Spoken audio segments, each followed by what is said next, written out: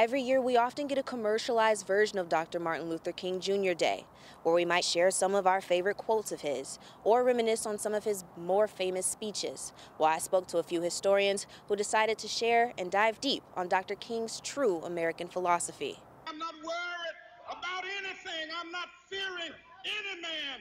Mine eyes have seen the glory of the coming of the Lord.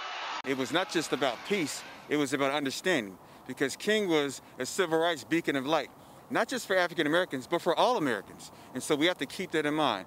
Whether we can agree or disagree, those facts and those truths don't lie. A lot of what we think about Martin Luther King Day is often the early Martin Luther King looking to desegregate and looking to pass legislation to end voter disenfranchisement and those kinds of things. A 1967 poll concluded that he was the most hated man in America during the time. The fact that he was assassinated, his legacy turned into a peaceful philosophy that some, like his own daughter, Bernice King, feels is used to deter people seeking justice. Be true to what you said on paper.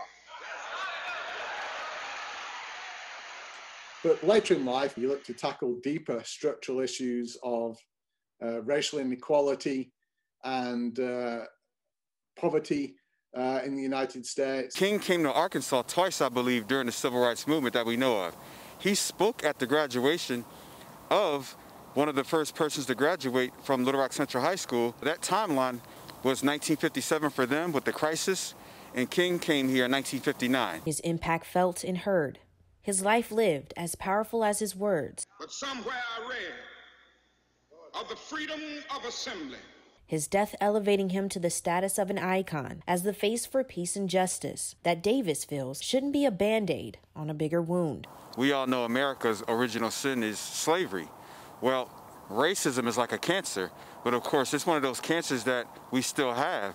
Something else that everyone spoke to me about was not only keeping Dr. King's dream alive, but also keeping his truth alive as well. And a quote that someone shared with me was, "A man who doesn't understand his past won't have a future." Reporting here in Little Rock, Jade Jackson, THV 11 News.